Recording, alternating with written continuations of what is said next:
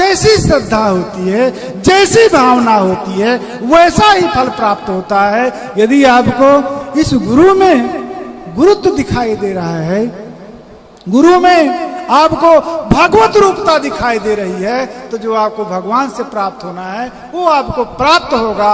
यदि आपको मालूम पड़ता है कि नहीं मानव ही है, तो मानव से कुछ नहीं प्राप्त होने वाला, कुछ नहीं प्राप्त होने वाला है। इसलिए गुरु में श्रद्धा और विश्वास, श्रद्धा विश्वास रूपी, गुरु को श्रद्धा और विश्वास रूपी जब आप समझेंगे, तभी वो गु माने अंधकार से अरूप प्रकाश के तरफ ले जाएगा। अन्यथा जब उसको मानव रूप ही समझेंगे तो वो गुरु मानव ही रहेगा, अर्थात श्रद्धा उतनी ही होनी चाहिए। इसीलिए श्रद्धा संपन्न जो होता है उसी को गुरु ज्ञान देते हैं। एक गुरु थे, उन्होंने ये प्रतिज्ञा कर रखा था कि मैं शिष्य का परीक्षण करके ही विद्या दूंगा, गुरु मंत्र दूंगा। एक शिष्य के खोजने के लिए चले, कहीं पर कथा सुन रहे थे धनाराम जी की, तो उन्होंने बताया होगा कि गुरु के बिना जो अपनी साधना है, अपना ज्ञान है, अपना भजन है, फल रूप नहीं होता है। इसलिए गुरु हमको करना, सबको करना चाहिए। बाद में कथा से उतरे तो धनाराम जी से पूछ दिया कि महाराज किसको गुरु बनाएं, तो उन्होंने बता दिया कि एक कर्मनिष्ठ ज्ञानी सदाचार संपन्न अमुक ब्राह्मण विद्वान वहां पर रहता है, अमुक गांव में, वहां चले जाइए। और वो ब्राह्मण प्रतिज्ञा कर रखा था कि मैं जो शिष्य को परीक्षण करके ही विद्या दूंगा। तो वो उस गांव तक पहुंचा और बाहर जो है वही मिल गए। कहा गुरुजी, पंडित जी, इस गांव में अमुक व्यक्ति रहता है। तो कहा हाँ रहता है, क्या काम है? कहा वो हमारे गुरु हैं। कहा तुम्हारे गुरु हैं? कहा हाँ। कहा ये कैसा शिष्य है भैया, हम जानते ही नहीं। कहा तुमने उसे दीक्षा लिया है? कहा नहीं दीक्षा नहीं लिया है, परंतु मन से हमने संकल्पित कर लिया है दीक्षा आज लेना है। तो अब देखिए परीक्षण उसको करना था।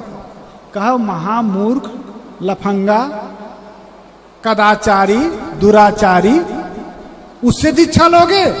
कहा खबरदार, सावधान। कहा अब यदि एक बार बात ही आपने कहा तो मेरे जिन्होंने उपदेश दिया है धनाराम जी ने, उन्होंने कहा है गुरु की निंदा मत सुनिएगा। अब यदि आपने कहा तो हम पटक देंगे आपको। तो फिर से दोहरा दिया, उठा के पटक दिया।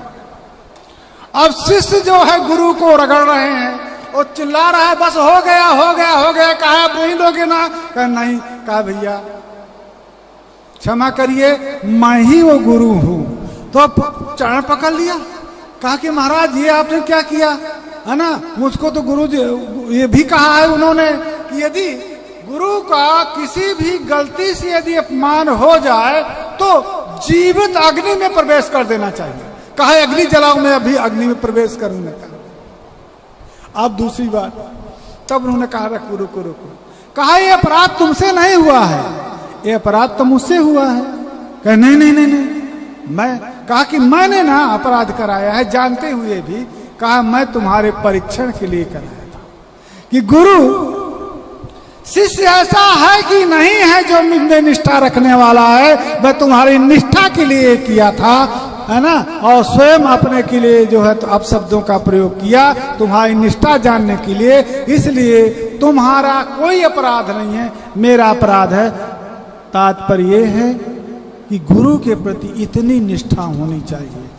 उसी अभी गुरु से देखिए भेंट नहीं हुई है, दीक्षा नहीं लिया है, परंतु इतनी निष्ठा उसको गुरु के प्रति हो गई कि मैं गुरु के लिए एक भी अपशब्द नहीं सुन सकता हूं।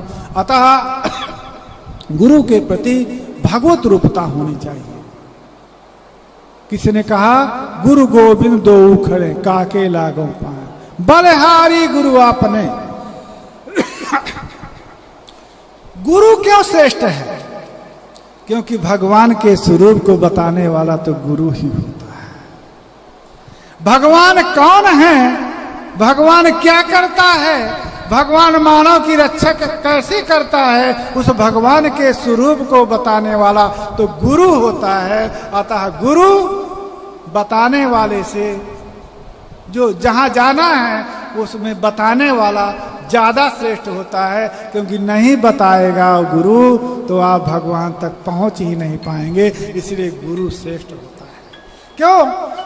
धर्म का स्वरूप भगवान ने प्रतिपादित कर रखा है, परंतु उस धर्म के स्वरूप को यदि गुरु नहीं बताएगा तो आप धर्म के स्वरूप को नहीं जान पाएंगे। इसलिए धर्म से भी बढ़कर के गुरु है, भगवान से बढ़कर के गुरु है, क्योंकि उस धर्म के स्वरूप को भी गुरु बताता है और भगवान के स्वरूप को भी गुरु बताता है। भक्ति है, आराधना है, जिससे भगवान की प्राप्ति होती है, परंतु भक्ति के स्वरूप का परिज्ञान तो गुरु कराएगा कि भक्ति कैसी होनी चाहिए, आराधना कैसी होनी चाहिए। जिस आराधना से आपने मानव जीवनों को सार्थक बना सकते हैं, उस आराधना का स्वरूप, उस भक्ति का स्वरूप गुरु बताता है। अतः भक्ति से भी बढ़कर के, आराधना से भी बढ़कर के गुरु होता है, क्योंकि भक्ति का स्वरूप और आराधना का स्वरूप गुरु बताता है। इसलिए